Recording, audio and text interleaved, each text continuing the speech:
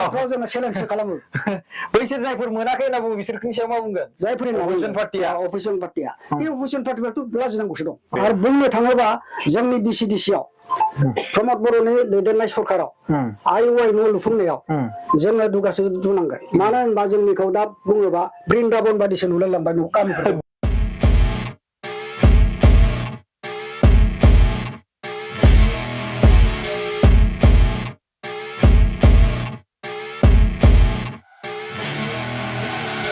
I see her rolling up, Uber black. मा होनदों हगमाबिल ना हगमाबिल बिसिडिसि आवहाय जों दंफैयो बेखौबो गोबां मोजां बानायदों आरो बैथिहाय मोनसे नलेज सेन्टार बानायदों बे नलेज सेन्टारखौबो देखायनो थांगासिनो दङ नलेज सेन्टारनि सोमोन्दै नोंथांमोना मिथिखागौ रायजो राजाफोर जाबाय बेवहाय सिगांनिफ्रायनो बेखौ फोसावबाय थाखादों जे मोनफ्रोमबो मोनसे बिसिडिसियाव मोनसे नलेज सेन्टार होगोन आरो बे नलेज सेन्टारखौ दिनै बेवहाय लुफुंबाय आरो नलेज सेन्टाराव सासे आइजो थेंफाख्रि मा होनदों सोद्रोमा थागोन बिथाङा सरकारनिफ्राय साख्रि हिसाबै सेलारि मोनगोन आरो बेखौ ताला मारिना दोनदों बे दायो अपेनिं जाथ'वाखै औ दा बेखौ कमप्लिटलि दा लुजोब्बाय दा बेयो 10 लाखनि बाजेट नामा 10 लाख बाजेट होदों मोनफ्रोमबो बिसिडिसियावहाय बेबायदि मोनसे नलेज सेन्टार बे नलेज सेन्टारनि दारैहाय बै थेंफाख्रि सोद्रोमाया थांनानै गामियावहाय जाय मानसिफ्रा टेकनिकेलनि सोमोन्दै अनलाइन सोमोन्दै मोनथिया बैसोर सुबुंफोरखौ बे थेंफाख्रि जाय साख्रि मावगोन बेवहाय बियो थाङै फोरोंगोन बा बिसोरो बेवहाय फैनानै माखासे अनलाइन एप्लिकेसन खालामनाय साख्रिनि होन माखासे बा सरकारनि आसनि माखासे बैफोरखौ नलेजखौ बेवहाय मोनजोबगोन बे कम्पिउटारनि फ्राय लानानै गासै अफिसियेल माखासे बेवहाय नोंथांमोना डाटाखौ मोननो हागोन फिउचाराव बे मोनसे गोबां मा होनो बुथ लेभेलनि बा रायजो लेभेलनि मोनसे गोबां मोजां मा होनदों खाबु बा अपरचुनिटि मोजां आरो गिदिरावबो रायजो राजाफ्रा होंगो दोंगोजों माने हाया मा होनदों थांस'नो हाया थांबाबो जायगा मोना बायदि मानो होनब्ला थोलायलाया गासिबो जमा जाजोबो नालाय दा बे मोनसे जायगायावहाय सिंगल पेजआवहाय बेबायदि मोनसे मा होनदों अपरचुनिटि होनायनि थाखाय मानगोनां प्रमद बर' सारखौ जों गोजोननाय जासिनांगौ बे मोनसे गोबां गिदिर बाथ्रा नङा होमबा स' थेंक इउ स' माच बेखौ देखायनायनि थाखाय जों गुबुन मोनसे जायगायाव थांबावसै नङा होमबा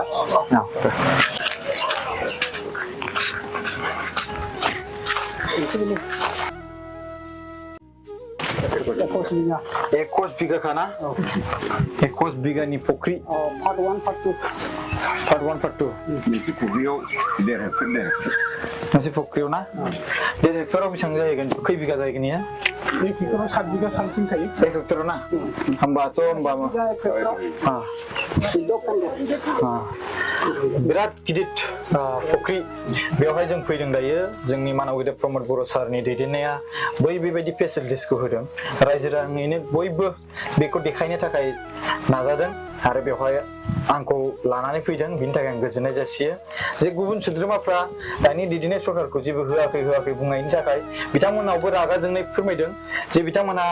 बैसोर जाय सुबुंफ्रा बिदि मोनाखै बा होआखै होनना बुंदों बिसोरनो बिथांमोना ज' जानानै फिननाय होनो नागिरदों आरो बै फिननायखौ होनो थाखाय जोंनि बिएम सोदोब चेनेल बे प्लेटफर्मखौ बिथांमोना सायख'दों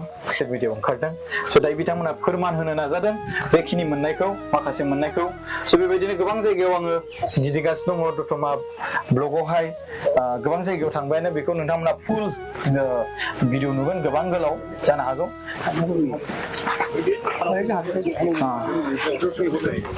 बे इस्टिमेटनिबो ना बेयो इस्टिमेटखौबो देखायलांसै ना सरोवर नाम दोनदो नामा अमृत सरोवर आच्छा बा बबेथिं हाबोथाय पार्ट मोनसे दंबावो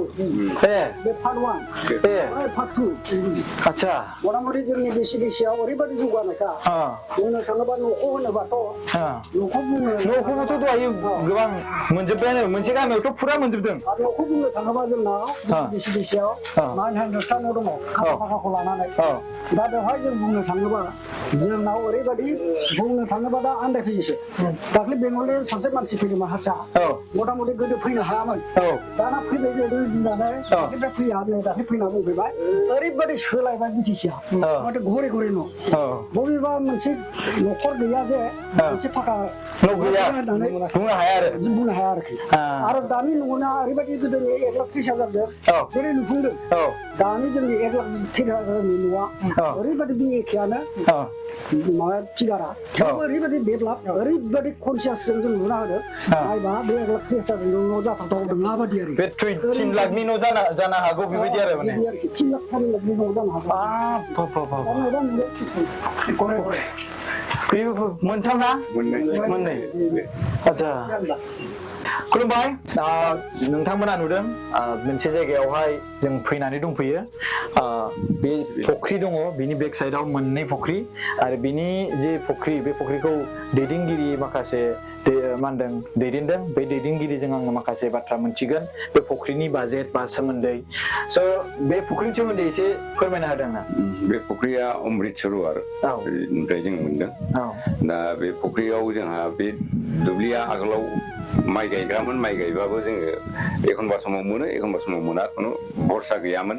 दा बेनि थाखाय जोंनाव बिटिसि सरकाराव अननानै जोङो बेखौ प्रमद बोसोर साराव अननानै बेखौ नुनानै जोङो मोनसे फुख्रि अमृत सरोवर फुख्रियाव जों सेलेक्ट खालामनानै हरदों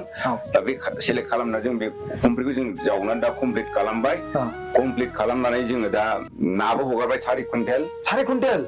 मा ना बिलाय बाहाय कमन काट दं ग्रास काप दं मिका रु मिक्सार गासिबो दं आरो बेहाय जों 4 कुइन्टेल हगारबाय जों दिनैसिमबो बे नाखौ बोखांथ'वाखै आरोखि ना बांद्राय देराखै ओंखायनो जों बेनिफिटआ बारा जानाय नङा साननानै जों बोखांथ'वाखै देरजासिमनो दोनथ'गोन आरो खालमासि जों बोखांहैगोन बेखौ खालमासि दा जों बे फुख्रिखौ मोननानै जों प्रमद बर' सारनिखौ हाजासे धन्यबाद होयो जाहाथे उनाव जोंनो बेबायदि अनसुंथाइखौ हरबाय थायो खै लाखसोनि बाजेट बियो टटेल गासै 20 मोनसे फुख्रियाव 20 लाख सामथिं आरो 20 लाखनि बारा 20 लाखनि बारा आरो दा भाई मोननै फुख्रि दं जोंनाव दा 40 लाख 50 लाखखौ हमदो जेनेबा 42 लाख जायो 42 आच्छा 8 लाखल'सो खम जाहैबाय माबानि 50 लाख जानो दा बेखौ मोननानै मा बुंबावगोन दा बेखौ मोननानै गोजोनाखै जोंना रायजोफ्रा जथेस्थ' गोजोननाय दं आरो जों बिनि बे फुख्रिनि दारैनो जों गामिनि माखासे गोरिब गुन्द्राफोरनो माखासे बे नानिखौ फाननानै जों माखासे इनकाम खालामनानै जों माखासे अनसुंथाइ होनो हागोन आरो फाइनान्सियेलि अनसुंथाइ होनो आच्छा फुख्रिजों लोगोसे गामियाव डेभेलपमेन्टफोरा न'फोर मोनगोन ना मोनाखै गामियावथ' न'आ मोनदों जोंनाव आगोलाव 90टा न' मोनखादों खेबसेयैनो 90टा न' फैखादों मोनसे गामियावनो जोंनाव 90टा ओमफ्राय नै दा आदा दंबावो नै जोंनाव गोदानाव बेसेबां मोनदों जोंनाव 36टा दंबावो जोंनाव दा न'आ मेसिनफोर मोनगोन ना मोनाखै माबा माबि जोंनाव मडेल भिलेजनि नामै जों मेसिनबो मा होनो सेल्फ हेल्प ग्रुपनि ट्रेक्टर बिदिनो थाव फेरेबग्रा मारा होग्रा आथा होख्रेमग्रा आरो बिनिफ्राय हाग्रा एवग्रा बे मेसिनखौ जों मोनदों प्रमद बर'नि अननायाव लामाफ्रा माबायदि लामाफ्रा जोंनाव बांद्राय गाज्रि गैया गासिबो सेंग्रेबल होखानाय जोब ओमफ्राय जोंनाव गामि गेजेरजों मोनसे PWD थांखानाय दं पिस फाखा रास्ता दा बेनि थाखाय जोंहा बांद्राय लामायाव प्रब्लेम बे 4 बोसोराव नोंथांमोननि जायगायाव मानगोदै प्रमद बर' सारा मदद होनो हागोन ना हायाखै नों बेखौ मा सानो 4 बोसोर माने 4 बोसोरथ' जाजोबाखै दा बेहाय माखासे जिनिसाव गासिखौबो हाजोबाखैबाबो 50%नि बाराखौ मददखौ जों मोनदों 50%नि बारा बा 17 बोसोरजों नैबे 3 बोसोरजों मा रुजुगोन नों 50% मथा मथि जों दा माबाखौ मोननो हाबाय आरो सरकारनिफ्राय अनसुंथाइ मोननायखौ दा 17 बोसोरावथ' जों माखासे जिनिसखौ जों मोनखायाखैमोन बेफोरबायदि सुबिदाखौ जों मोननो हायाखैमोन दा बिनि थाखायनो आं जोंनि बिटिसि सरकार प्रमद बर' सारखौ थोजासे साबायखर बावो चेयारमेन बिथाङा मा बुंगोन बिनि सायावहाय बेनि सायावथ' आंहा बुंनांगौआ बेनो मथा मथि जोंनाव बुंनो थाङोबा हगनाबिल बिसिडिसि हिसाबै नैबे अमृत सरोवरा ओरैबादि बाख्नायथाव जादों माने बे मोननै पार्ट 1 पार्ट 2 आरो बुंनो थाङोबा जोंनि नैबे बिसिडिसिनि सिङाव थानाय बे इन्टिबिल रिभेनिउ गामियाव बे मडेल भिलेजबो गोलैदों बिथांमोना दा बुंगोन बे सेलेलनो जोङो मेसिन हरदों ट्रेक्टर गंनै मारा होग्रा दै बोखोग्रा ओमफ्राय लोगोसे बिफां एवग्रा दै सारग्रा गासिबो बेफोरखौ सेलेलनो जों रानखांबाय बुंनो थाङोबा इन्टिबिलि बादि गामियाव मोनसेबो न'आव जे न'खराव जुदि आइ मोनाखै होननानै दा बुंनो हाया रावबो बुंनो हानाय ओरैबायदि डेन्जार ओमफ्राय ओरैबायदियाव जोंहा बुंनो थाङोबा बिटिसि सरकारनि अनसुंथाइ मोननायाव नैबे इन्टिबिलियाव बुंनो थाङोबा जोंनि BCDCनि गामिफोरनि रुजुनायाव बांसिनखौनो मोननाय जादों बांसिनखौनो मोननाय जादों माने स्किमफोरखौ ना न'निफ्राय आरम्भ खालामनानै अमृतसरावबो जेनेबा जाहा आदर्श गामिनिफ्राय अनसुंथाइ अरुणोदय गियान सोरां आलारि सोरां गासिबो जोंहा अमा फार्म सेल्फ हेल्पनि जोंहा दा माइनाव सोरां बेफोरखौ जोङो मोनफ्रोमबो बिथिङाव जों बे गामियाव मोनफुंनो हादों आरो बुंनो थाङोबा जोंनि BCDCआव प्रमद बर'नि दैदेननाय सरकाराव IOI न' लुफुंनायाव जोङो दुगासो दुनांगोन मानो होनबा जोंनिखौ दा बुङोबा बृन्दाबन बादिसो नुलायलांबाय न' गामिफोर बृन्दाबन ओरैबायदि साजायबाय बबेबा कालारिं बबेबा गामिनिफ्राय आं दहाय बुंदोंमोन सासे बेंगलि रायफैदोंमोन आदसा बियो दाख्लै फैना आन्दायफैदों गोदो आन्दलन समाव बिसोर फैनो हायामोन बाब माथो डेभेलप जाखो ओरैबायदि आं होननाय नङा बृन्दाबन बादि होननाया गावसिनि खुगानिफ्रायनो लांबाय दाना बृन्दाबन बादि जाबाय माथो BTC कफिसो खालामदों माने नों कफिस खालामदों माने बिसोर बुंनाय थारमाने बिसोर ओरैबायदि बाब BTC आवथ' गोदो फैनो हायामोन दावरावनि थाखाय दा माथो BTC आ बृन्दाबन डिस्ट्रिक्ट जाबाय ओरैबायदि आरोखि जेराव मानो बुंनांदों बिसोर घरे घरे न' आरो जोङो राजबंसि बर' गुबुन कास्टजों जों सोमोन्दो गैया नोंथांमोना नायनो हागोन राजबंसि गामियाव एखेबारे डेभेलपआ बारा मानो होनबा बिसोर बाहेरायाव खारो गावसिनि न' लुनायाव होदेरनानै मजबुतसिन बानायबावो बुंनो थाङोबा सरकारा न'खौ होदों आरो नोंसिनि जायगायाव गोबां जथेस्थ' होदों जोंनि BCDCआव जोङो दा 900था दं जोंहा न'आ खासाबाखौ लानानै दा फैनांगौ दङ जे बाखि जोंहा कड अफ कन्डाक्टनि उनाव बे फैजोबगोन मथा मथि जोंनाव 100थानि खमल'सै 100थानि खमल'सै 800आनो मोनबायानो दा बेनि थाखायनो जोंनि रायजो राजाखौ जों होनो माने 17 बोसोराव जोंनि नैबे 3.5 बोसोर बैसोनि सोरखारजों बेसेबां सोलायनाय दं